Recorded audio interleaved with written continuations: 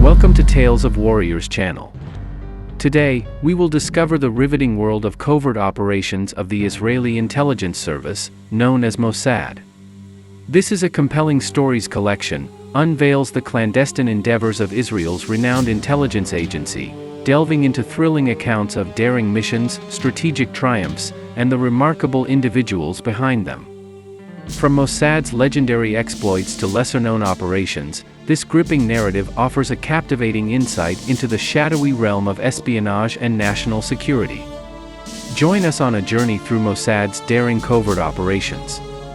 In this video, we will discover the first three operations that defined Israel's Secret Service legacy. This video is suitable for those who have free time, are ready for bed, driving, or need something as background while studying, cleaning, or relaxing. Episode 1. King of Darkness. In the late summer of 1971, a fierce storm was lashing the Mediterranean coast, and tall waves battered the shores of Gaza.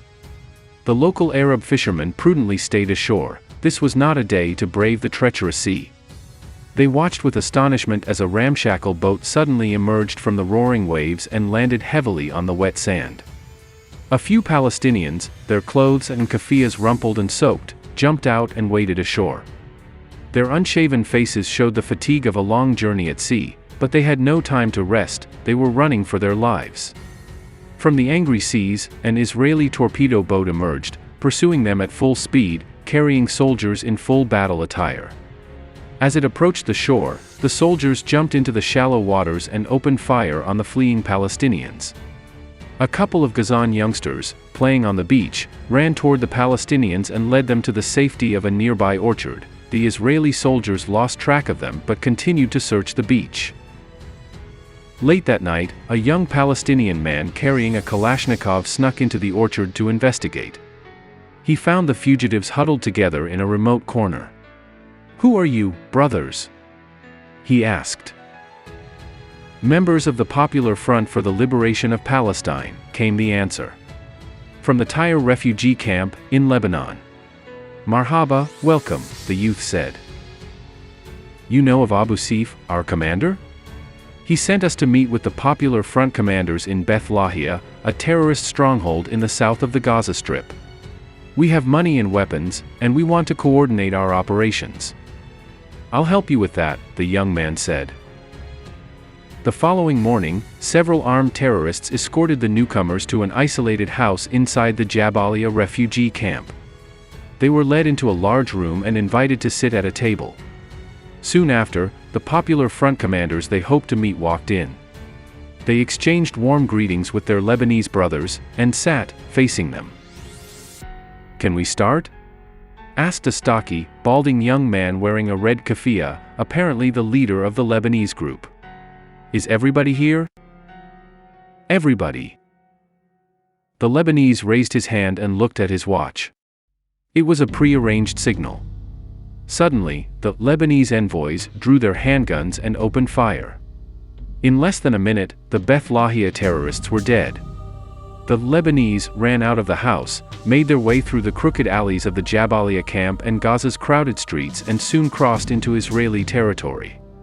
That evening, the man with the red keffiyeh, Captain Meir Dagon, commander of the Israeli Defense Forces, IDF, Secret Ryman Commando Unit, reported to General Ariel, Arik, Sharon that Operation Chameleon had been a success. All the leaders of the Popular Front in Beth Lahia, a lethal terrorist group, had been killed. Dagon was only 26, but already a legendary fighter.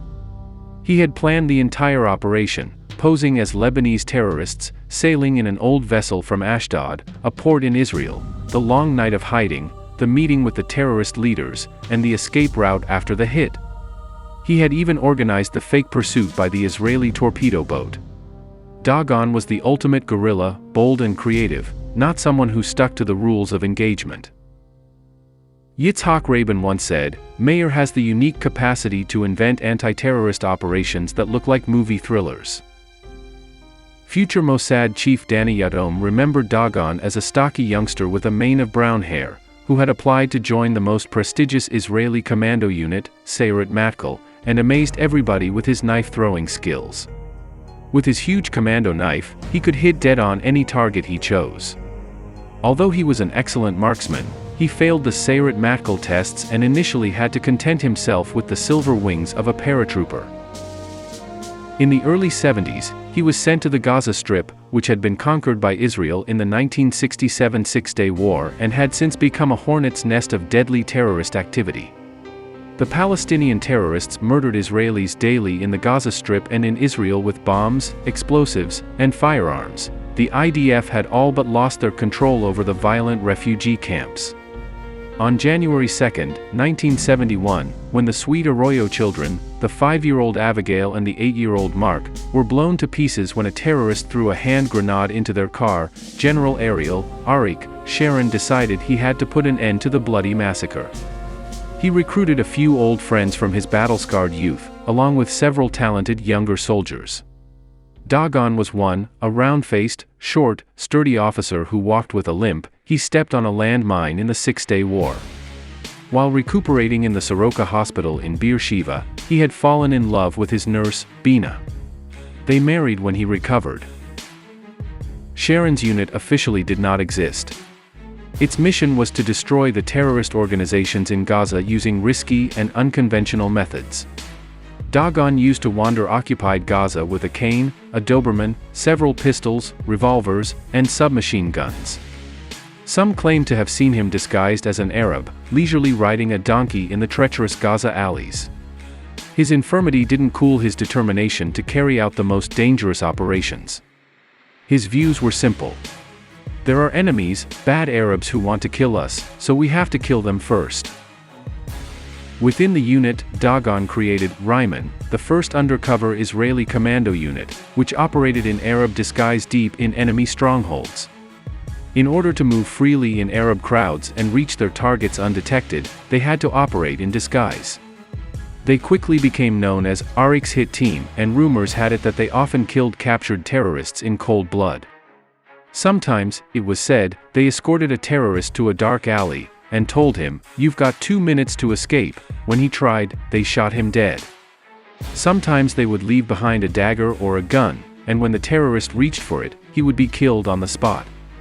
Journalists wrote that, every morning, Dagon would go out to the fields, use one hand for peeing and the other for shooting at an empty Coke can. Dagon dismissed such reports. "There are myths that stick to all of us," he said, "but some of what's written is simply false." The tiny unit of Israeli commandos were fighting a tough, cruel war, risking their lives daily.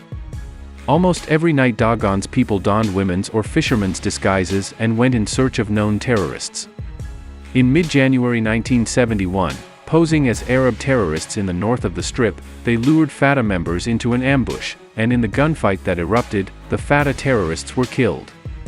On January 29, 1971, this time in uniform, Dagon and his men traveled in 2 jeeps to the outskirts of the Jabalia camp, a Palestinian refugee camp.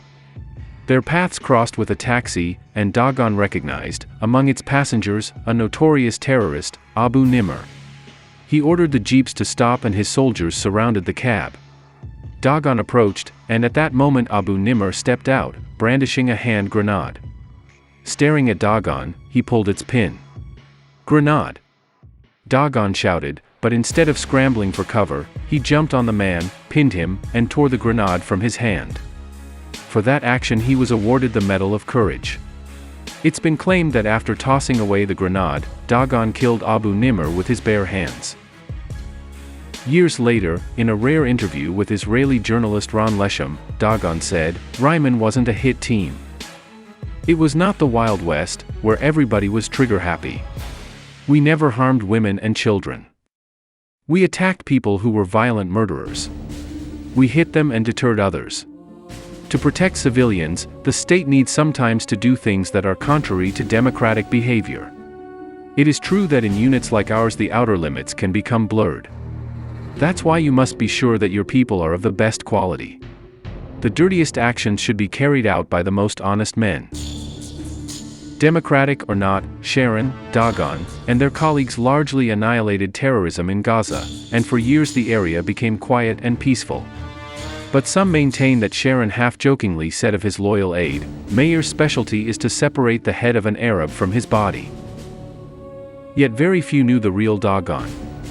He was born Meir Huberman in 1945 in a train car, on the outskirts of Kherson, in the Ukraine, while his family was escaping from Siberia to Poland. Most of his family had perished in the Holocaust. Meir immigrated to Israel with his parents and grew up in a poor neighborhood in Lod, an old Arab town about 15 miles south of Tel Aviv. Many knew him as an indomitable fighter, few were aware of his secret passions: an avid reader of history books, a vegetarian, he loved classical music and pursued painting and sculpting as hobbies. He was a man haunted from an early age by the terrible suffering of his family and the Jews during the Holocaust. He dedicated his life to the defense of the newborn state of Israel. As he climbed the army hierarchy, the first thing he did in every new office he was assigned to was to hang on the wall a large photo of an old Jew, wrapped in his prayer shawl, kneeling in front of two SS officers, one holding a bat and the other a gun. "This old man is my grandfather," Dagon would tell visitors. "I look at the picture, and I know that we must be strong and defend ourselves so that the Holocaust never happens again." The old man, indeed, was Dagon's grandfather, Ber Erlich Slushny, who was murdered in Lukov a few seconds after the photograph was taken. During the Yom Kippur War, in 1973, Dagon was among the first Israelis to cross the Suez Canal in a reconnaissance unit. In the 1982 Lebanon War, he entered Beirut at the head of his armored brigade. He soon became the commander of the South Lebanon Security Zone, and there the adventurous guerrilla fighter re-emerged from the starched colonel's uniform. He resurrected the principles of secrecy, camouflage, and deception of his Gaza days. His soldiers came up with a new name for their secretive chief. They called him King of Shadows. Life in Lebanon, with its secret alliances, betrayals, cruelty, phantom wars, was a place after his own heart. "Even before my tank brigade entered Beirut," he said, "I knew this city well." And after the Lebanon War ended, he did not give up his secret adventures. In 1984 he was officially reprimanded by Chief of Staff Moshe Levy for hanging out, dressed as an Arab, by the Bahamdown terrorist headquarters. During the Intifada, the Palestinian rebellion of 1987 to 1993, when he was transferred to the West Bank as an advisor to Chief of Staff Ehud Barak, Dagon resumed his old habits and even convinced Barak to join him. The two of them donned sweatsuits, as befit true Palestinians, found a baby blue Mercedes with local plates, and went for a ride in the treacherous Nablus Kasbah. On their return, they scared and then astonished the military headquarters sentries, once the latter recognized who was sitting in the front seat. In 1995, Dagon, now a major general, left the army and joined his buddy Yossi Ben-Hanan on an 18-month motorcycle journey across the Asian plains. Their trip was cut short by the news of Yitzhak Rabin's assassination. Back in Israel, Dagon spent some time at the head of the anti-terrorist authority, made a half-hearted attempt to join the business world, and helped Sharon in his Likud electoral campaign. Then, in 2002, he retired to his country home in Galilee, to his books, his records, his palette, and his sculptor's chisel. 30 years after Gaza, a retired general, he was now getting acquainted with his family. "I suddenly woke up and my kids were grown-ups already," when he got a phone call from his old buddy, now Prime Minister, Arik Sharon. "I want you at the head of the Mossad," Sharon said to his 57-year-old friend. "I need a Mossad chief with a dagger between his teeth." It was 2002 and the Mossad was losing steam.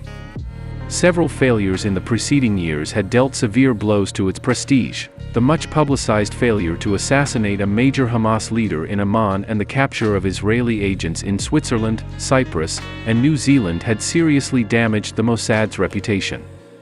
The last head of the Mossad, Ephraim Halevi, didn't live up to expectations.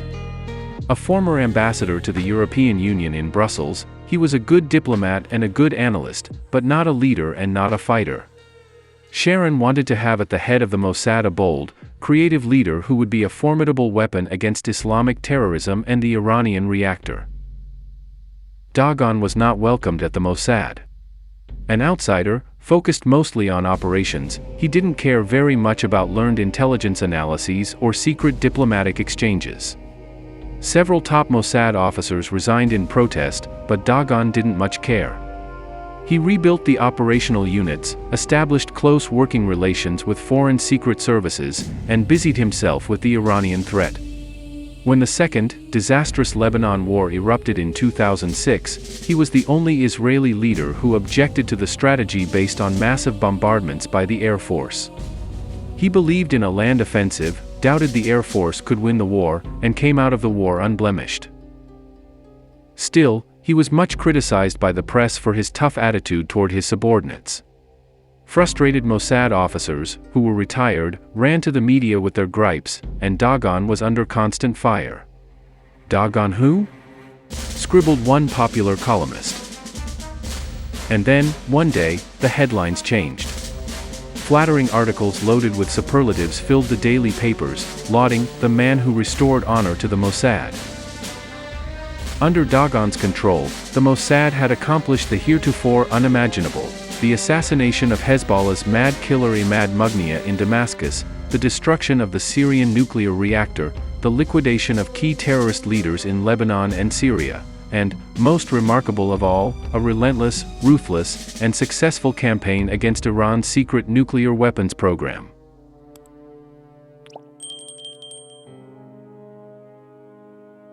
Episode 2. Funerals in Tehran. On July 23, 2011, at 4:30 p.m., two gunmen on motorcycles emerged on Bani Hashim Street in South Tehran, drew automatic weapons out of their leather jackets, and shot a man who was about to enter his home. They vanished after the killing, long before the arrival of the police. The victim was Dariush Rezai-Nejad, a 35-year-old physics professor and a major figure in Iran's secret nuclear weapons program. He had been in charge of developing the electronic switches necessary for activating a nuclear warhead. Rezai-Nejad was not the first Iranian scientist who had recently met a violent end. Officially, Iran was developing nuclear technology for peaceful purposes, and they claimed that the Bushehr reactor, an important source of energy built with Russian help, was proof of their good intentions. But in addition to the Bushehr reactor, other clandestine nuclear facilities had been discovered, all heavily guarded and virtually inaccessible. Over time, Iran had to admit the existence of some of these centers, though they denied allegations of developing weapons. But by then, Western secret services and local underground organizations had exposed several major scientists in Iran's universities who had been tapped to build Iran's first nuclear bomb. In Iran, what could only be identified as unknown parties waged a brutal war to stop the secret nuclear weapons program. On November 29, 2010, at 7:45 a.m., in North Tehran, a motorcycle emerged from behind the car of Dr. Majid Shahriyari, the scientific head of Iran's nuclear project. As he passed the car, the helmeted motorcyclist attached a device to the car's rear windshield. Seconds later, the device exploded, killing the 45-year-old physicist and wounding his wife. Simultaneously, in Atashir Street in South Tehran, another motorcyclist did the same to the Peugeot 206 of Dr. Firidoun Abbasi-Davani, another major nuclear scientist. The explosion wounded Abbasi-Davani and his wife. The Iranian government immediately pointed its finger at the Mossad. The roles these two scientists played in Iran's atomic weapons project were veiled in secrecy, but Ali Akbar Salehi, the head of the project, declared that the attack had made a martyr of Shahriyari and deprived his team of its dearest flower. President Ahmadinejad, too, expressed his appreciation of the two victims in an ingenious way. As soon as Abbasi-Davani recovered from his wounds, Ahmadinejad appointed him Iran's vice president. The men who attacked the scientists were not found. On January 12, 2010, at 7:50 a.m., Professor Masoud Ali Mohammadi came out of his home at Shariati Street, in the Gaidarai neighborhood in North Tehran. He was on his way to his lab at the Sharif University of Technology. When he tried to unlock his car, a huge explosion rocked the quiet neighborhood. The security forces that rushed to the scene found Mohammadi's car shattered by the blast and his body blown to pieces. He had been killed by an explosive charge, concealed in a motorcycle that was parked by his car. The Iranian media claimed that the assassination had been carried out by Mossad agents. President Ahmadinejad declared that the assassination reminds us of the Zionist methods.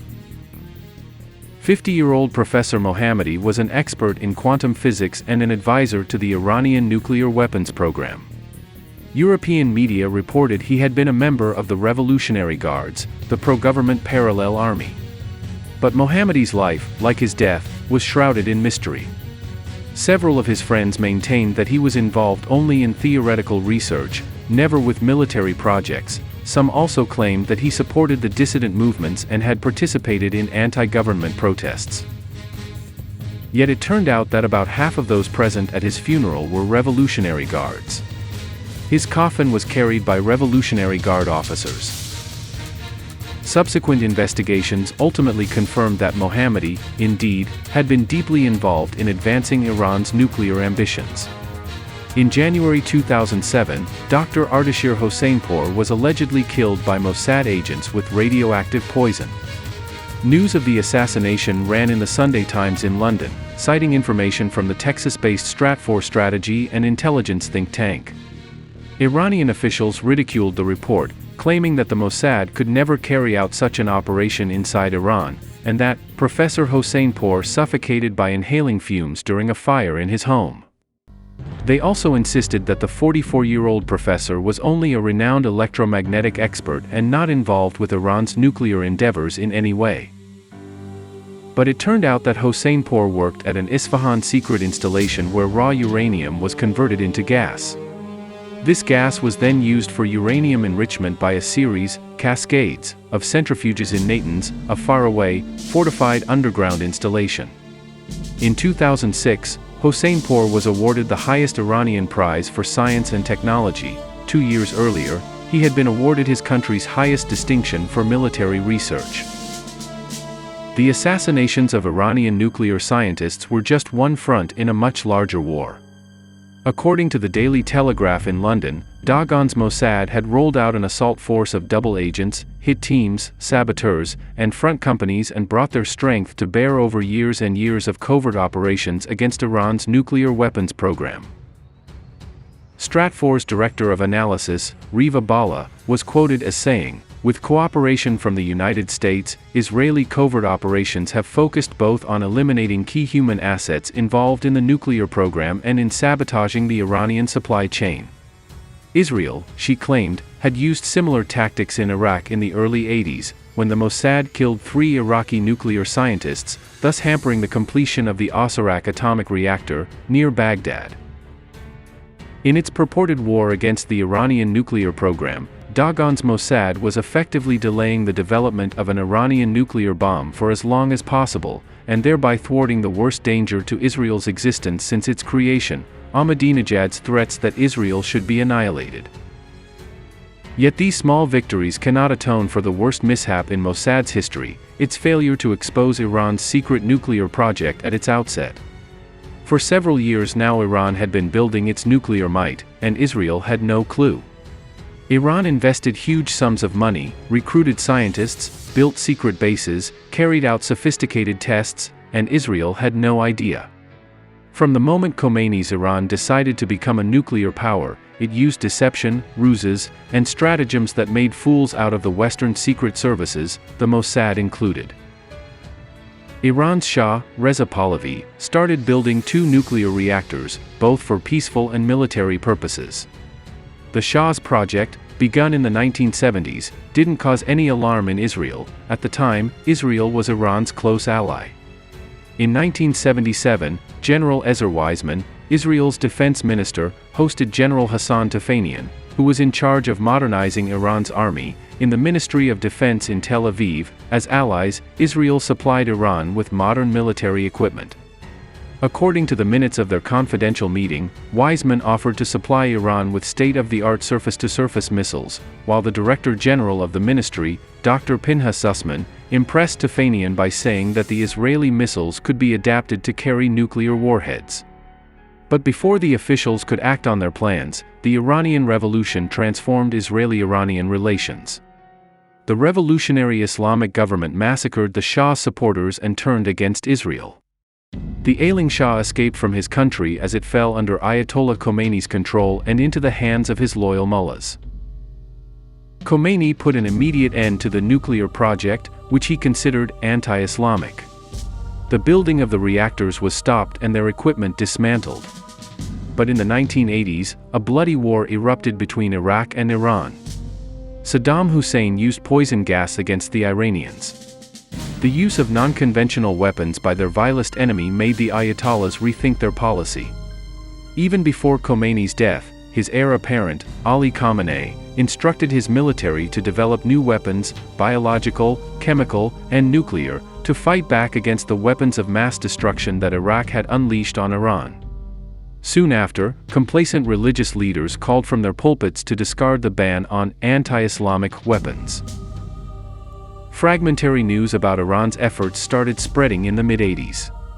With the collapse of the Soviet Union in 1989, Europe was inundated by rumors about Iran's attempts to buy nuclear bombs and warheads from unemployed officers or famished scientists in the former Soviet military establishment. The Western press described, in dramatic detail, the disappearance of Russian scientists and generals from their homes, apparently recruited by the Iranians. Reporters with fertile imaginations wrote about sealed trucks rushing eastward from Europe, bypassing border controls to reach the Middle East. Sources in Tehran, Moscow, and Beijing revealed that Iran had signed an agreement with Russia for building an atomic reactor in Bushehr, on the Persian Gulf coast, and another agreement with China, for building 2 smaller reactors. Alarmed, the United States and Israel spread teams of special agents through Europe on the hunt for the Soviet bombs sold to Iran and the recruited scientists. They came up with nothing. The United States put great pressure on Russia and China to cancel their agreements with Iran. China backed off and canceled its Iranian deal. Russia decided to go ahead but kept delaying it. The reactor took more than 20 years to build and was limited in its use by strict Russian and international controls. But Israel and the United States should have expanded their search when the leads went cold. The heads of both the Mossad and the CIA failed to realize that the Russian and Chinese reactors were just diversions, a smokescreen for the world's best secret services. Iran had surreptitiously launched a mammoth project intended to make it a nuclear power. In the fall of 1987, a secret meeting was held in Dubai. 8 men met in a small, dusty office, 3 Iranians, 2 Pakistanis, and 3 European experts, 2 of them German, who were working for Iran. The representatives of Iran and Pakistan signed a confidential agreement. A large sum of money was transferred to the Pakistanis, or, more precisely, to Dr. Abdul Qadir Khan, the head of Pakistan's official nuclear weapons program. A few years before, Pakistan had launched its own nuclear project to achieve military equality with its archenemy, India. Dr. Khan badly needed the fissile substances necessary for assembling a nuclear bomb. Yet he chose not to make use of plutonium, which is harvested in the classic nuclear reactors, but to utilize enriched uranium. Mined uranium ore contains only 1% of uranium-235, which is vital for the production of nuclear weapons, and 99% uranium-238, which is useless. Dr. Khan developed a method for converting the natural uranium into gas, and feeding this gas into a line of centrifuges connected in a chain, called a cascade. With the centrifuges churning the uranium gas at a mind-boggling rate of 100,000 spins a minute, the lighter uranium-235 separates from the heavier uranium-238. By repeating that process thousands of times, the centrifuges produce an enriched uranium-235. This gas, when converted into solid matter, becomes the substance needed for a nuclear bomb. Khan had stolen the centrifuge's blueprints from Urenco, a European company where he worked in the early 1970s, and then started manufacturing his own in Pakistan. Khan soon turned into a merchant of death, selling his methods, formulas, and centrifuges. Iran became his major client. Libya and North Korea were also clients. The Iranians bought centrifuges elsewhere, too, and then learned how to make them locally. Huge shipments of uranium, centrifuges, electronic materials, and spare parts arrived in Iran now and then. Large facilities were built for the treatment of raw uranium, for storing the centrifuges, and for converting the gas back to solid matter. Iranian scientists traveled to Pakistan and Pakistani experts arrived in Iran, and nobody knew. The Iranians were careful not to put all their eggs in one basket.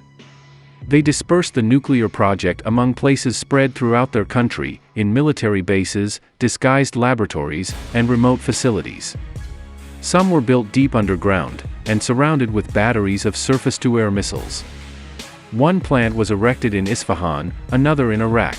The most important, the centrifuge facility, was established in Natanz, and a fourth center in the holy city of Qom. At even a hint that a location might be exposed, the Iranians would move the nuclear installations elsewhere, even removing layers of earth that could have been irradiated by radioactive substances. They also skillfully misled and deceived the inspectors of the International Atomic Energy Agency. Its chairman, the Egyptian Dr. Mohammed el-Baradei, behaved as if he believed every false statement of the Iranians, and published complacent reports that enabled Iran to continue with its deadly scheme.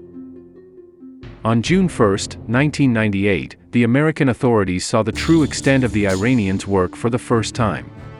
A Pakistani defector appeared before FBI investigators in New York, asking for political asylum. He introduced himself as Dr. Iftikhar Khan Chaudhry and revealed the full extent of the secret cooperation between Iran and Pakistan. He exposed Dr. Khan, described meetings in which he had participated, and named Pakistani experts who had taken part in the Iranian project. The facts and figures of Chaudhry's testimony were checked by the FBI and found to be accurate. The FBI indeed recommended that Chaudhry be allowed to stay in the United States as a political refugee, but his amazing testimony was never given any follow-up. Perhaps out of sheer negligence, American higher-ups buried Chaudhry's transcripts, initiated no action, and did not warn Israel. For more years had to pass until the truth about Iran would come to light. Suddenly, in August 2002, the Iranian dissident underground, Mujahideen el-Khalq, MEK, revealed the existence of 2 nuclear facilities in Iraq and Natanz to the world media. In the following years, MEK kept disclosing more facts about the Iranian nuclear project, which aroused some suspicion that its information came from outside sources. The CIA was still skeptical and assumed that the Israelis and the British were trying to involve the United States in hazardous operations. Specifically, the CIA appeared to believe that the Mossad and the British MI6 were feeding MEK intelligence they had obtained, using the Iranian opposition as a hopefully credible source. According to Israeli sources, it was, in fact, a watchful Mossad officer who had discovered the mammoth centrifuge installation at Natanz, deep in the desert. That same year, 2002, the Iranian underground handed over to the CIA a laptop loaded with documents. The dissidents wouldn't say how they had got hold of the laptop. The skeptical Americans suspected that the documents had been only recently scanned into the computer. They accused the Mossad of having slipped in some information obtained from their own sources, and then passing it to the MEK leaders for delivery to the West. But other evidence now was piling up on the desks of the Americans and the Europeans, who finally had to open their eyes. The rumors about Dr. Khan's lucrative and deadly trade spread all over the world. Finally, on February 4, 2004, a tearful Dr. Khan appeared on Pakistani TV and confessed that he indeed had sold know-how, expertise, and centrifuges to Libya, North Korea, and Iran, making millions in the process. The Pakistani government hastened to grant full pardon to Dr. Death, the father of their nuclear bomb. Israel now became a major source of information about Iran. Mayor Dagon and his Mossad provided U.S. intelligence with fresh data about the secret facility the Iranians had built at Qom. Israel allegedly was also involved in the defection of several senior officers from the Revolutionary Guards and the atomic project. The Mossad provided several countries with up-to-date facts, prompting them to seize ships carrying nuclear equipment to Iran from their ports. But merely obtaining such intelligence would not suffice for Israel. While a fanatic Iran threatened it openly with annihilation, the rest of the world recoiled from any vigorous action. Israel was left with no choice but to launch an all-out undercover war against the Iranian nuclear program. After 16 years of colossal ignorance by his predecessors, Dagon decided to act. In January 2006, a plane crashed in central Iran. All its passengers perished. Among them were senior officers in the Revolutionary Guards, including Ahmed Kazemi, one of their commanders. The Iranians maintained that the crash was due to bad weather, but the Stratfor group hinted that the aircraft had been sabotaged by Western agents. Only a month before, a military cargo plane had crashed into an apartment building in Tehran. All 94 passengers died. Many were also officers in the Revolutionary Guards and influential pro-regime journalists. In November 2006, another military aircraft crashed during takeoff from Tehran, and 36 Revolutionary Guards were killed. On national radio, the Iranian Minister of Defense declared, according to material from intelligence sources, "We can say that American, British, and Israeli agents are responsible for these plane crashes." Meanwhile, quietly, without any overt mention, Dagon had become the main strategist on Israel's policy toward Iran. He believed that Israel perhaps might have no choice but to finally launch a full-scale, all-out attack on Iran. But such an action, Dagon thought, should only be a last resort.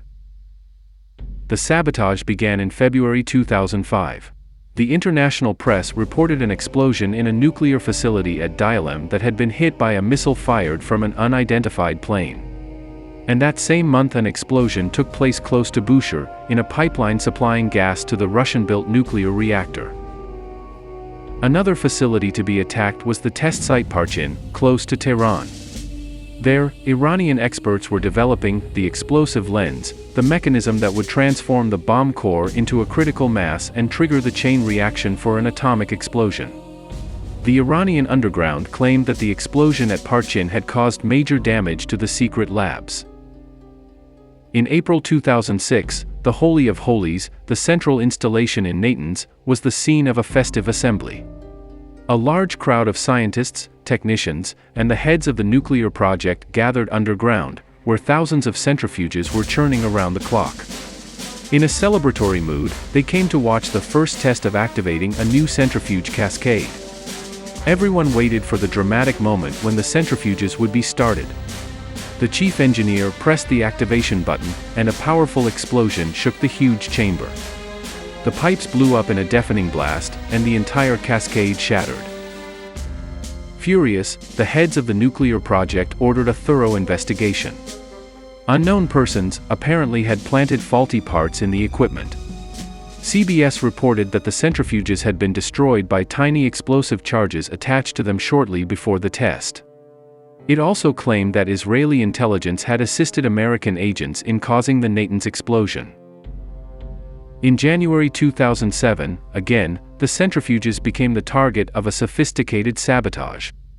The Western Secret Services had established Eastern European front companies that manufactured insulation material used in the ducts between the centrifuges. The Iranians couldn't buy theirs on the open market because of the limitations imposed on them by the UN, so they turned to bogus Eastern European companies run by Russian and Iranian exiles, who were secretly working for the Western intelligence agencies.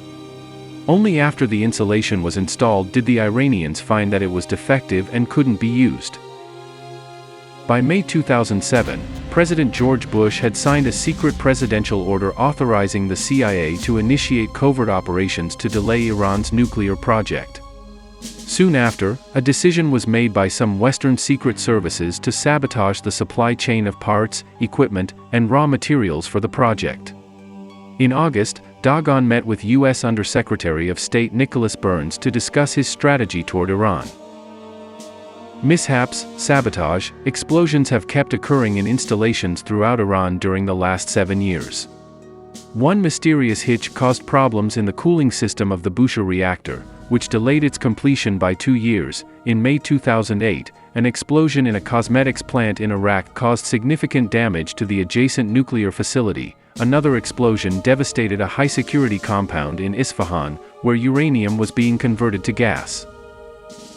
In 2008 and in 2010, The New York Times revealed that the Tinners, a Swiss family of engineers, had helped the CIA in exposing the nuclear programs of Libya and Iran, and were paid $10 million by the agency. The CIA also helped protect them from prosecution by the Swiss authorities for illegal traffic with nuclear components. The father, Frederick Tinner, and his two sons, Urs and Marco, had sold the Iranians a faulty installation for electric supply to the Natanz facility, which destroyed 50 centrifuges. The Tinners purchased pressure pumps from the Pfeiffer Vacuum Company in Germany, had them Dr. Ed in New Mexico, and then sold them to the Iranians. Time magazine asserted that the Mossad was involved in the hijacking of the ship Arctic Sea, which had sailed from Finland to Algeria with a Russian crew and under a Maltese flag, carrying a cargo of wood. On July 24, 2009, 2 days after setting out on her voyage, the vessel was seized by 8 hijackers. Only after a month did the Russian authorities declare that a Russian commando unit had taken over the ship. The London Times and the Daily Telegraph maintained that the Mossad had sounded the alarm. Dagon's men, they said, had informed the Russians that the ship was carrying a cargo of uranium, sold to the Iranians by a former Russian officer. But Admiral Kautz, who leads the fight against piracy in the European Union, offered Time magazine his own version. The only plausible explanation, he said, was that the ship had been hijacked by the Mossad to intercept the uranium. But in spite of these continuous attacks, the Iranians did not remain idle. Between 2005 and 2008, in total secrecy, they built a new installation close to Qom. They planned to install 3,000 centrifuges in the new underground halls. However, in mid-2009, the Iranians realized that the intelligence organizations of the United States, Britain, and Israel had full knowledge of the Qom plant. Iran reacted right away. In September 2009, Tehran surprised the world by hurriedly informing the IAEA about the existence of the Qom installation. Some sources claimed that the Iranians had caught a Western spy, possibly a British MI6 agent, who had gathered reliable information about Qom, so they disclosed its existence to diminish their embarrassment. A month later, CIA Director Leon Panetta told Time that his organization had known of Qom for 3 years and that Israel was involved in its detection. The Qom discovery permitted a glimpse into the secret alliance that had been forged between 3 groups engaged in the battle against Iran: the CIA, MI6, and the Mossad. According to French sources, the 3 services were acting together, with the Mossad carrying out the operations inside Iran, and the CIA and MI6 helping the Israelis. The Mossad was responsible for several explosions in October 2010, in which 18 Iranian technicians were killed at a plant in the Zagros Mountains that assembled Shahab missiles. With the help of its British and American allies, the Mossad had also eliminated 5 nuclear scientists. This alliance had been established largely by the efforts of Mayor Dagon. From the moment he became the director of Mossad, he had been pressuring his men to establish close cooperation with foreign secret services. His aides advised him against revealing the Mossad secrets to foreigners, but he brushed off their arguments. "Stop this nonsense," he grumbled, "and go, work with them." Beside the British and the Americans, Dagon had another important ally who brought precious information from inside Iran: the leaders of the Iranian resistance. In unusual press conferences held outside of Iran, leaders of the Iranian National Council of Resistance revealed the name of the leading scientist in the Iranian project. His identity had so far been kept secret. Mohsen Fakhrizadeh, 49 years old, was a physics professor at the Tehran University. He was said to be a mysterious, elusive man. The resistance disclosed many details about him, including his membership in the Revolutionary Guard since the age of 18, his address, Shahid Mahalalti Street, Tehran, his passport numbers, 000-9228 and 422-9533, and even his home phone number, 021-244-8413. Fakhrizadeh specialized in the complex process of creating a critical mass inside the atomic device to trigger the chain reaction and the nuclear explosion. His team was also working on the miniaturization of the bomb, to fit it in the warhead of the Shahab missile. Following these revelations, Zadeh was denied entry into the United States and the EU, and his bank accounts in the West were frozen. The resistance described in detail all his functions, disclosed the names of the scientists working with him and even the location of his secret laboratories. This abundance of detail and means of transmission leads one to believe that, again, a certain secret service, ever suspected by the West of pursuing its own agenda, painstakingly collected these facts and figures about the Iranian scientist and passed them to the Iranian resistance, which conveyed them to the West. His exposure was meant to warn him that he might be the next in line for assassination and inspire him to either scramble for cover or choose the better solution, to defect to the West. General Ali Reza Askari, a former Iranian deputy minister of defense, vanished in February 2007 while traveling to Istanbul. He had been deeply involved in the nuclear project. The Iranian services searched for him all over the world but couldn't find him. Almost 4 years later, in January 2011, Iran's foreign minister, Ali Akbar Salehi, turned to the UN Secretary General and accused the Mossad of abducting him and jailing him in Israel. But according to the Sunday Telegraph in London, Askari had defected to the West. The Mossad had planned his defection and had taken care of his protection in Turkey. Other sources maintain that he had been later debriefed by the CIA and supplied them with valuable information about Iran's nuclear program. A month after Askari's disappearance, in March 2007, another senior Iranian officer vanished.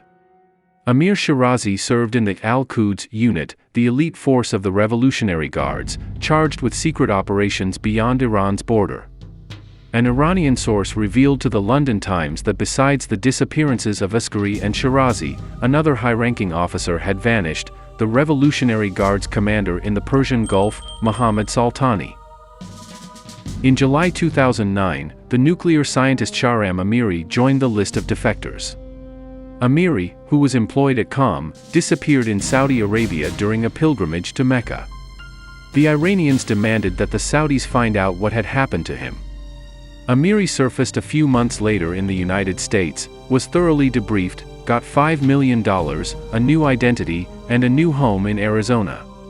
CIA sources disclosed he had been an informer to Western intelligence for years and had supplied them with original and substantive intelligence.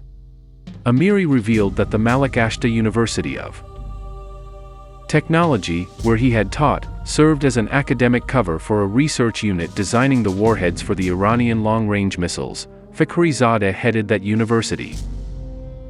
After a year in America, Amiri changed his mind and decided to go back to Iran. He supposedly couldn't cope with the stress of his new life. In a homemade video, shown on the internet, he claimed he had been abducted by the CIA. A few hours later, he posted another video, disclaiming the first, and then produced a third video, disclaiming the second. He got in touch with the Pakistani embassy, which represented Iranian interests in the United States, and asked to be sent back to Iran. The Pakistanis helped. In July 2010, Amiri landed in Tehran. He appeared at a press conference, accused the CIA of kidnapping and mistreating him, and disappeared. Observers accused the CIA of failure, but a CIA spokesman cracked, "We got important information and the Iranians got Amiri. Well, who got a better deal?" But the Iranians were not without resources against the Mossad. In December 2004, Iran had arrested 10 suspects for spying for Israel and the United States. 3 worked inside the nuclear installations. In 2008, the Iranians announced that they had dismantled another Mossad cell, 3 Iranian citizens who had been trained by the Mossad to use sophisticated communications equipment, weapons, and explosives.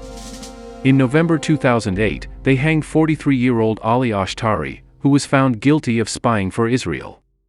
In the course of his trial, he admitted meeting 3 Mossad agents in Europe. They were said to have given him money and electronic equipment. The Mossad people wanted me to sell earmarked shipments of computers and electronic equipment to the Iranian intelligence services and to plant listening devices in communications instruments that I sold, Ashtari testified. On December 28, 2010, in the grim courtyard of Evin prison in Tehran, Iranian officers hanged another spy, Ali Akbar Sayedat, who had been found guilty of working for the Mossad and supplying it with information about Iran's military capabilities and the missile program operated by the Revolutionary Guards. For the previous 6 years, Sayadat had been meeting with Israeli agents in Turkey, Thailand, and the Netherlands, and receiving payments of $3,000 to $7,000 for each meeting. Iranian officials promised that more arrests and executions would follow. But 2010 was the year of the greatest setback for the Iranian nuclear project. Was it because of the lack of high-quality spare parts for the Iranian equipment? Because of the faulty parts and metals that Mossad's bogus companies sold to the Iranians? Because of planes crashing, laboratories set on fire, explosions in the missile and nuclear installations, defection of senior officials, deaths of top scientists, revolts and upheaval among the minorities groups, all those events and phenomena that Iran, correctly and incorrectly, attributed to Dagon's people? Or was it because of Dagon's last major coup, according to the European press? In the summer of 2010, thousands of computers controlling the Iranian nuclear project were infected with the perfidious Stuxnet virus. Labeled one of the most sophisticated in the world, Stuxnet struck computers controlling the Natanz centrifuges and wreaked havoc. Its complexity left no doubt that it was the product of a large team of experts and considerable funds. One of the virus's distinctive features was that it could be targeted to a specific system, causing no harm to others en route. Its presence in a computer was also difficult to detect. Once in the Iranian system, it could modify the speed of rotation of a centrifuge, making its product useless, without anyone being aware of it. Observers spoke of 2 countries as having the ability to carry out such cyber attacks: the United States and Israel. President Ahmadinejad tried to downplay the effect Stuxnet had had, and declared that Iran had the situation well in hand. The truth, though, was that at the beginning of 2011, about half of Iran's centrifuges were immobilized. Dagon's people allegedly delayed Iran's nuclear weapons program with their incessant attacks on so many fronts over so many years, diplomatic pressure and sanctions imposed by the UN Security Council, counterproliferation, keeping the Iranians from getting the materials needed to produce a bomb, economic warfare, prohibiting the banks in the free world from doing business with Iran, regime change, by supporting and fomenting political unrest and by fanning the ethnic divisions inside Iran, where Kurds, Azeris, Balochis, Arabs, and Turkmen constitute 50% of the population, and most immediately, covert measures, black and special operations against the Iranian project. But they couldn't permanently stop it, no matter how good they were, nor how much cooperation they had. Dagon is the ultimate James Bond, a high-placed Israeli analyst said, but even James Bond couldn't save the world in this case. At best, he could slow down the Iranians. Only an Iranian government decision or a massive attack from abroad can put an end to the Iranian dream of creating a formidable nuclear giant where the Persian Empire once stood. And yet, when Dagon was appointed Ramsad, the abbreviation for Rosh Hamasad, head of the Mossad, experts predicted that Iran would reach nuclear capacity in 2005. The date was later moved ahead to 2007, 2009, 2011. And when Dagon left office on January 6, 2011, he had a message for his country: Iran's project has been delayed at least until 2015. He therefore recommended a continuation of the same actions, so effective in the last 8 years, and a freeze of any military attack on Iran. Only when the dagger blade starts cutting into our flesh, he said, should we attack. That dagger blade remains 4 years away. Dagon served as Ramsad 8.5 years, more than most Mossad directors. He was replaced by Tamir Pardo, a veteran Mossad officer who started his operational career as a close aide to Yoni Netanyahu, the hero of the 1976 Israeli raid in Entebbe, and later distinguished himself as a daring agent, an expert in new technologies, and a creative planner of unusual operations.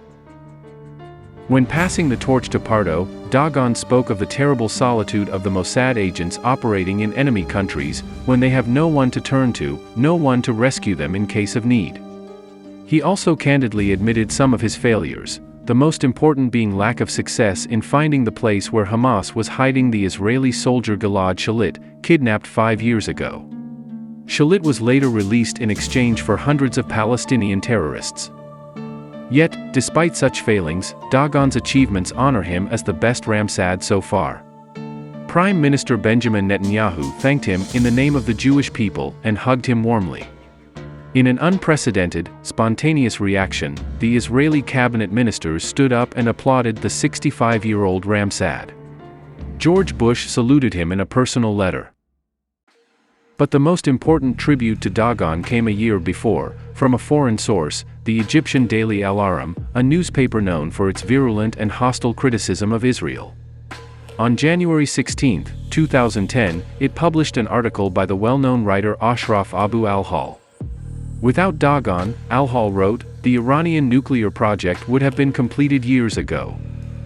The Iranians know who was behind the death of the nuclear scientist Masoud Ali Mohammadi.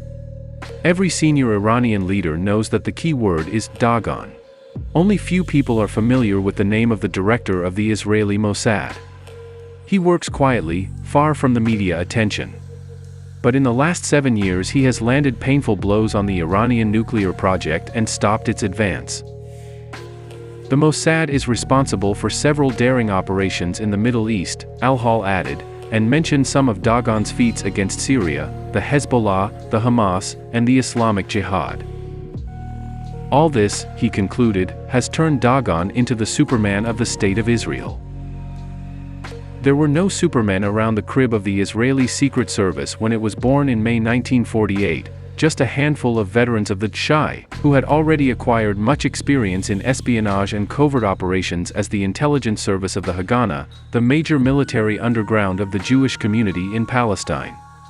And in their first year, these modest and devoted undercover fighters, the nascent military secret service, were shaken by violence, internal strife, cruelty, and murder in what became known as the Mubarak Affair.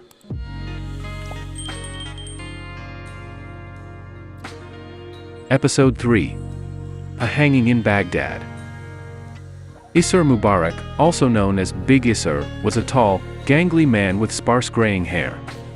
His bushy eyebrows shielded dark, cavernous eye sockets, and a sardonic smile often hovered over his thin lips. Born in Poland, he was reputed to be an ascetic, a modest man of flawless integrity, but his rivals claimed he was a dangerous and fierce megalomaniac. A longtime member of the Haganah, Big Isser was the director of a private construction company in Haifa. He was a loner, silent and unsociable, and lived with his wife and son in a small, windswept house in the coastal village of Bat Galim. Shortly before the creation of Israel, Mubarak had been appointed head of the Shai by the commanders of the Haganah. When independence was declared, on May 14, 1948, Israel was attacked from all sides by its neighbors, and Mubarak became the head of the newborn military secret service. Mubarak was active in the left wing of the labor movement and had excellent political connections. His friends and colleagues praised his devotion to the defense of Israel. The Independence War would go on until April 1949. Yet, soon after Mubarak became head of the Secret Service, strange, blood-curdling events, seemingly unrelated, started to happen. A couple of hikers on Mount Carmel made a grisly discovery. In a deep gully at the foot of the mountain they found a half-burned body riddled with bullets.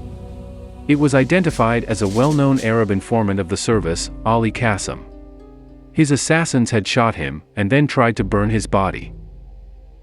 Some weeks later, at a secret meeting with Prime Minister Ben-Gurion, Big Isser accused Abba Husher, an influential leader of Mapai, Ben-Gurion's party, of being a traitor and a British agent.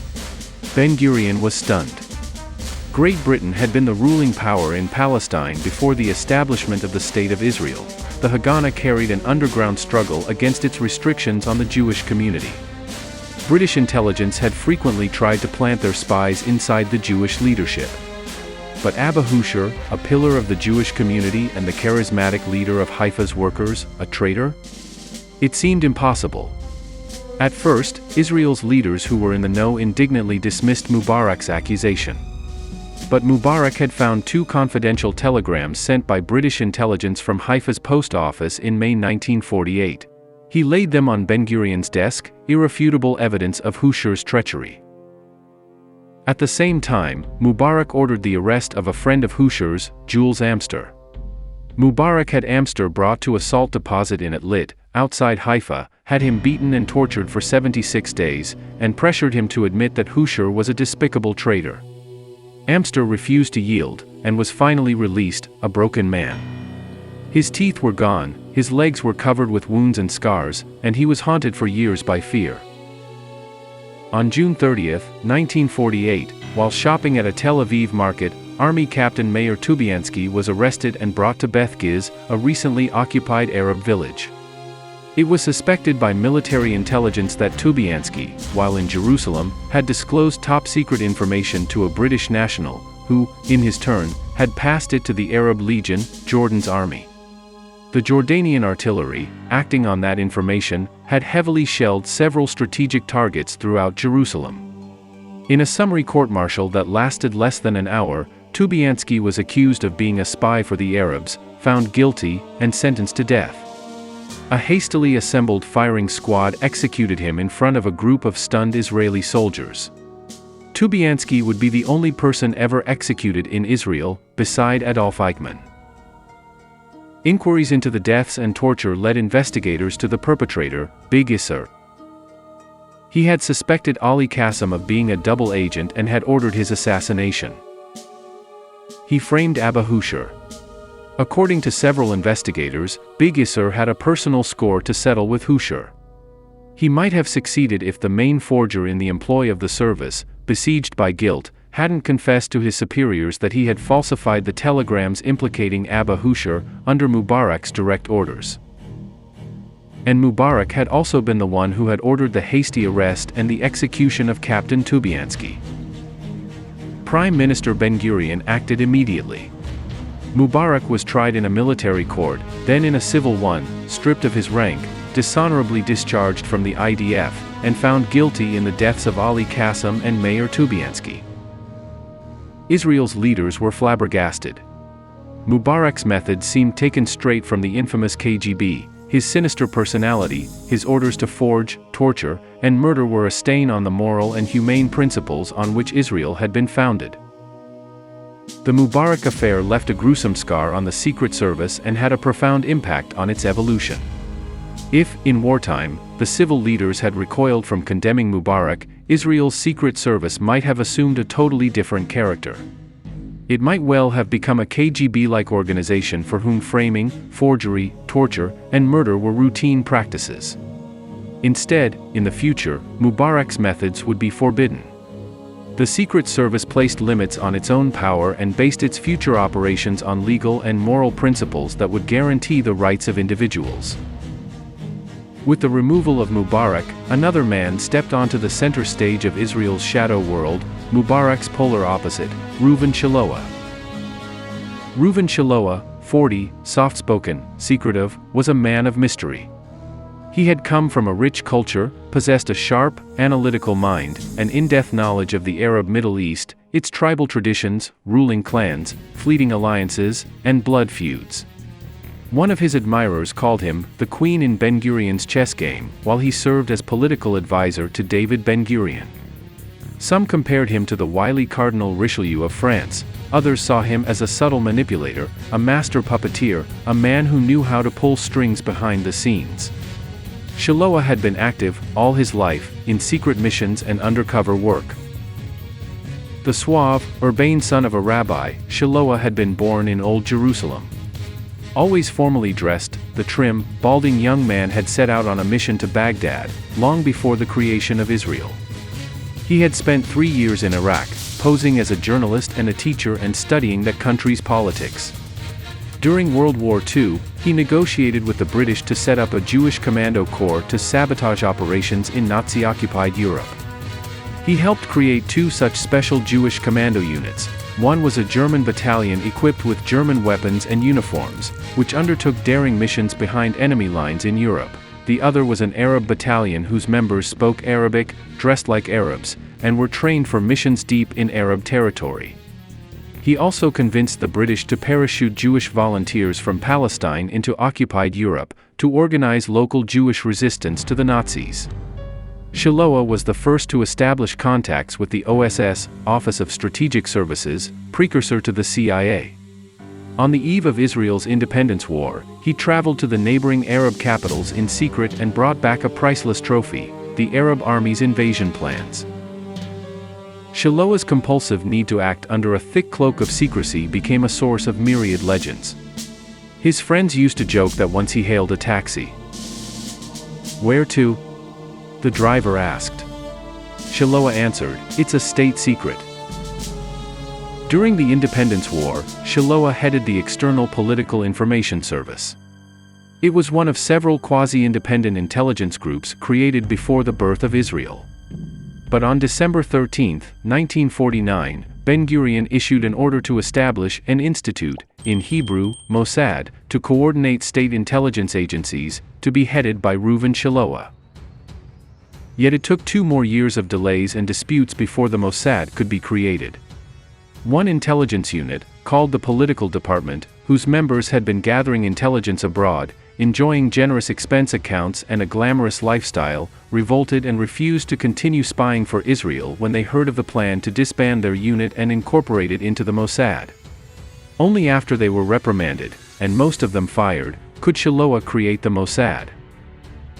Its title would eventually be changed to the Institute for Intelligence and Special Operations, and its motto chosen from Proverbs 11 verse 14, "Without stratagems would a people fall, and deliverance is in a wise counsel."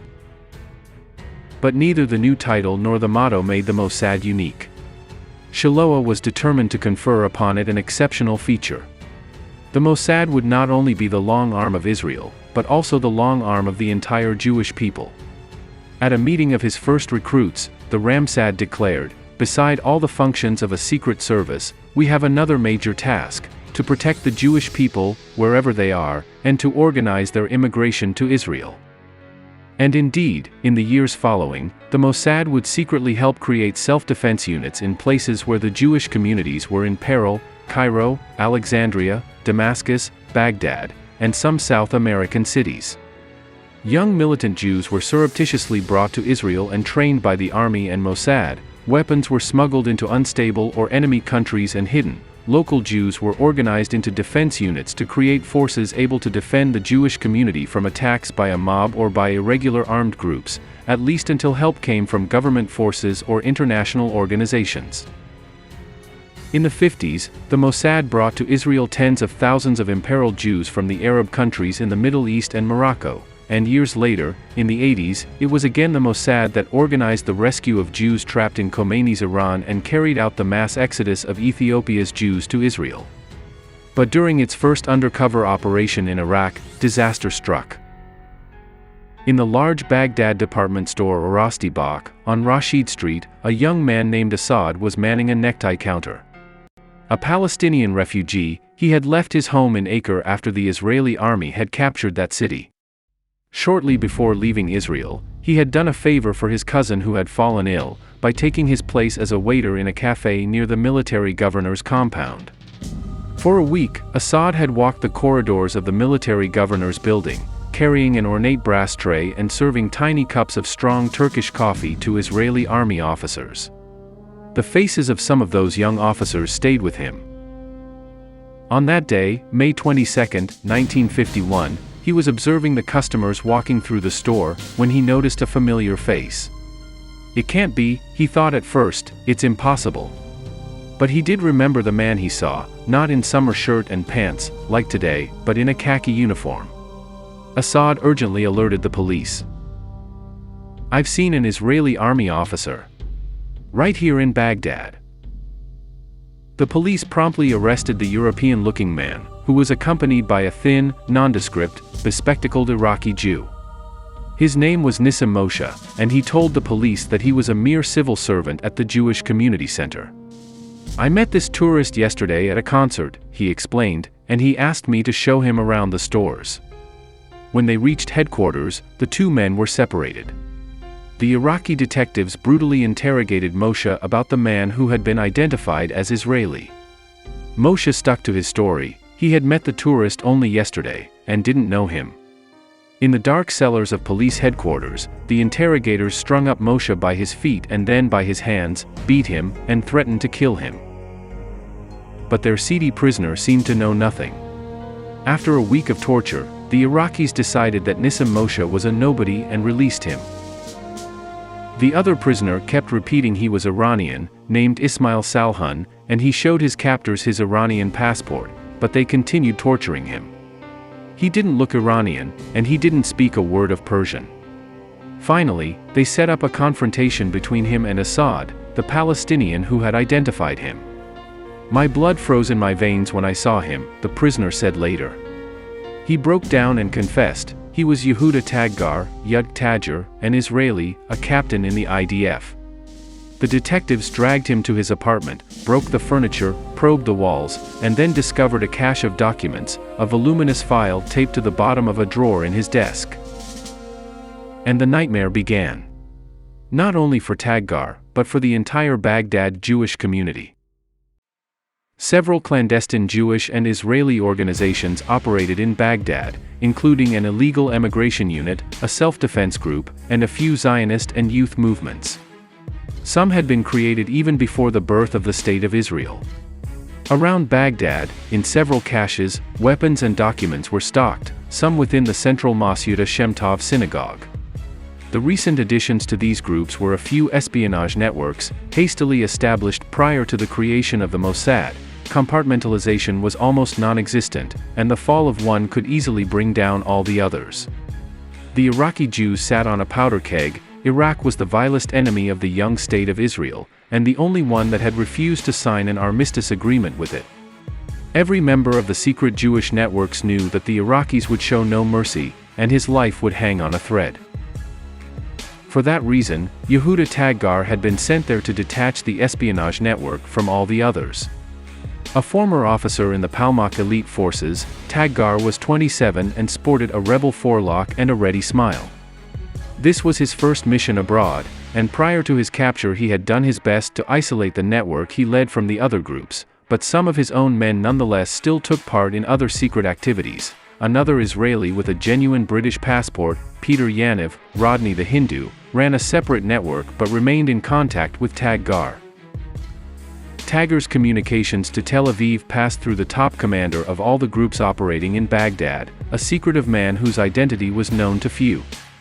His cover name was Zaki Haviv, but he was really Mordecai Ben Porat, an Iraqi-born Israeli, a former officer during Israel's independence war. He had been loath to go back to Baghdad and was on the verge of getting married to a girl he had met in the army, but finally yielded to the pressure of the intelligence community and undertook this perilous mission.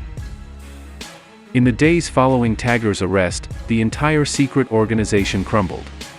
Iraqi special police units arrested scores of Jews. Some broke down under interrogation and led their captors to their hideouts. The Iraqis discovered documents that linked certain Jews to espionage. Under the flagstones of the Shem Tov synagogue, the police uncovered a huge cache of weapons, built up over the years, starting after a bloody pogrom in 1941 in which 179 Jews had been slaughtered, 2,118 wounded, and hundreds of women raped. The number of weapons found amazed the Iraqis: 436 grenades, 33 machine pistols, 186 revolvers, 97 machine gun chargers, 32 commando daggers, and 25,000 cartridges. During the ferocious Iraqi interrogation, a name popped up more and more frequently: Zaki Haviv, the mysterious top man of the underground. But who was he? And where? Finally, a smart young detective made the connection.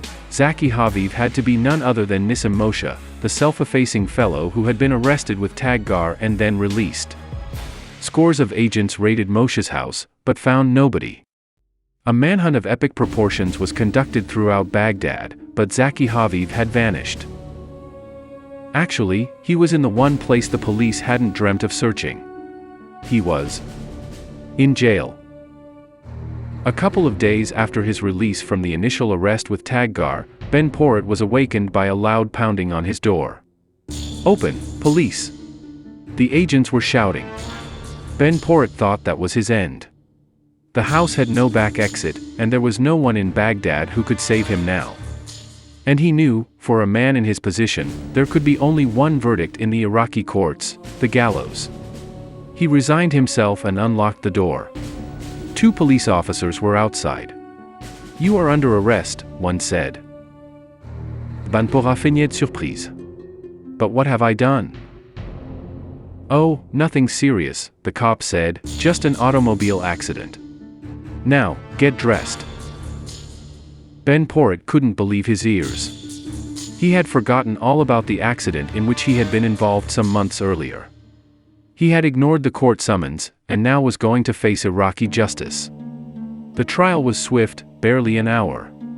The judge sentenced him to 2 weeks in jail. And so, while an army of Iraqi agents were on full alert, searching for him, Zaki Haviv was paying his debt to society in a Baghdad jail. Prior to his release 2 weeks later, he was being taken to headquarters to be fingerprinted and photographed. He knew that if that were to happen, he was doomed. They would then be able to identify him as Zaki Haviv, and this time it would not be a 2-week sentence. He walked with his 2 guards along Baghdad streets to the headquarters, at some distance. En route they passed through the crowded Sharjah Souk, an exotic market crammed with tiny dark shops, merchants screaming the praise of their wares, and narrow, crooked alleys. At what he hoped was the right moment, Ben Porret pushed his guards aside, dove into the crowd, and vanished.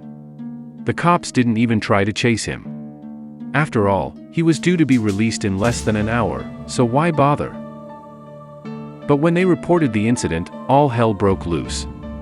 They had let Zaki Haviv, the most wanted man in Iraq, go. The opposition press found out and attacked the government's ineptitude with screaming headlines. "Where is Haviv?" asked a newspaper, and answered, "Haviv, in Tel Aviv." Back in Tel Aviv, Ben Porret's superiors meticulously prepared his escape from Iraq. While he hid at a friend's house, the daring plan was put into action. At that time, a mammoth airlift was underway, bringing the entire Jewish community from Iraq to Israel, via Cyprus. About 100,000 Jews were fleeing Iraq, with big planes taking off almost every night.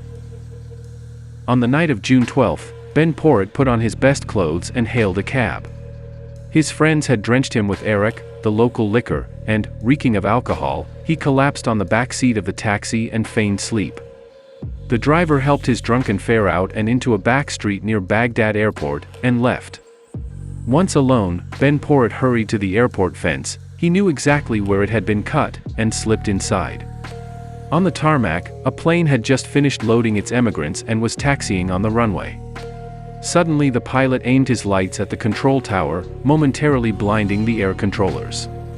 The plane gathered speed, its rear door slid back, 10 feet above ground, and a dangling rope appeared.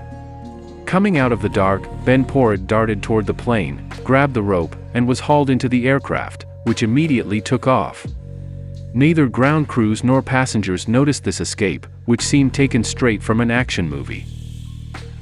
As the plane passed over the city, its lights flashed on and off 3 times. "God be praised," murmured a few men gathered on a rooftop.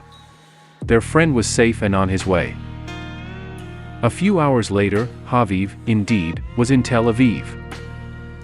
He married his sweetheart, and in the years that followed turned to politics, became a member of parliament, a cabinet minister, and today is a venerated leader of the Iraqi Jews in Israel. Those left behind were not so fortunate. Scores of Jews were arrested, beaten, and tortured. Taggar and 21 others were tried for subversion. 2 prominent Baghdad Jews, Shalom Salak and Joseph Batzri, were accused of possessing explosives and weapons and sentenced to death. Shortly before his trial was to start, Taggar was awakened in the middle of the night, his cell full of policemen. "You are going to be hanged tonight," the chief investigator announced. "But you can't hang a man without trial," Taggar protested. "Can't we? We know all about you already. You're an Israeli officer, you're a spy, we don't need anything more." A bearded rabbi entered and sat beside Taggar, reading him psalms. At 3:30 in the morning, the officers took Taggar to the execution chamber. He walked between them, stunned. Only weeks ago he had been visiting his family in Jerusalem, then on his way here he had enjoyed the pleasures of Paris and Rome. And now he was going to dangle from the end of a rope. The Iraqis made him sign several forms, bureaucracy at work, even at such a time. Then the hangman took away his rings and watch. Taggar demanded that his body be sent to Israel. The hangman made him stand over a trapdoor and tied sandbags to his feet. He was forced to turn his back to the hangman, who placed the noose on his neck and grabbed the handle controlling the trapdoor. Taggar rejected the black hood that they tried to pull over his head. The hangman now looked at his commanding officer, standing with several others in front of the man who was going to die. Taggar thought of his family, of his native Jerusalem, of the life he could have had. Will my neck be broken? He wondered, and felt an all-consuming dread taking hold of his entire being. And then, all of a sudden, the officers left. Taggar was pulled back from the trapdoor. The scowling hangman removed the sandbags from his feet and the noose from his neck, muttering that he had lost his pay for tonight. Taggar realized, amazed, that he was not going to die. Everything, down to the smallest detail, had been a ruse. They had hoped to break him and make him reveal more details about his accomplices. But now, as he trudged back to his cell, still alive, Taggar was certain he wouldn't die in an Iraqi prison. His friends would get him out of there. When the trial ended, he was sentenced to death, but his sentence was immediately commuted to life in prison. Batsri and Salak were hanged. They spent their last night on earth with Taggar, who tried to cheer them up. Then began for Yudk a Via Dolorosa that he somehow managed to survive. In the company of murderers, political prisoners, and sadistic jailers in several Iraqi prisons, he nevertheless believed that he wouldn't die in captivity. One day he would be free. He had to wait 9 years. In 1958, General Abdul Karim Qasim seized power in a coup and murdered the Iraqi prime minister and the royal family. 2 years later, though, some of his closest aides concocted a plot to murder him, which they would do a few years later. The Mossad learned of the plot, and the Ramsad immediately established contact with Qasim's loyalists, and struck a deal. He would give them the names of the conspirators, for the freedom of Yehuda Taggar. Taggar was in his dark, gloomy cell, when his jailers came with a change of khaki clothes. "Put that on," they ordered. "You are going to Baghdad." A police car took the stupefied Taggar to the royal palace. Several soldiers escorted him to a huge office. Behind an ornate desk sat a familiar figure. President Qasim himself. Taggar suddenly realized, they were setting him free. Qasim took his time studying the face of the Israeli. "Tell me," he finally said, "if war were declared between Iraq and Israel, would you fight against us?" "When I am back in my own country," Taggar answered, "I will do all I can to bring about understanding and peace between Israel and the Arab states. But if war should break out, I will fight for Israel, just as you have fought many times for your country." Qasim must have liked this answer. He stood up. "When you get home," he said, "tell your people that Iraq is an independent state now. We are not the lackeys of imperialism anymore." From the palace, a car took Taggar to the airport. He still couldn't believe what was happening. They put him on a plane to Beirut, then a flight to Nicosia, Cyprus, and finally he landed in Israel. At the airport, his friends and colleagues were waiting. They expected to meet a broken man, a human wreck, but the man who descended from the plane was the same vigorous, extroverted, smiling fellow whom they had last seen more than 9 years ago. "How did you make it?" they asked. "How did you hang on to your sanity, your optimism?" "I knew you'd get me out of there," Yug said simply. By bringing Taggar home, the heads of the Mossad had adhered to another of the principles forged at its inception: spare no effort, no means, and no sacrifices, to bring our people back home. In Israel, Taggar married, started a family, and after a brilliant diplomatic career abroad became a university professor. Reuven Shiloah was in no way involved in the Baghdad tragedy. And yet, at the end of 1952, he resigned. He was replaced by a star, newly emerged in the shadow world of Israel's secret services. Little Isser. The first part ends here. Did you enjoy learning something new today? Don't forget to like, share, and subscribe to our Tales of Warriors YouTube channel for more fascinating knowledge. Your support helps us continue bringing you engaging content. Thanks for watching, and see you in the next video.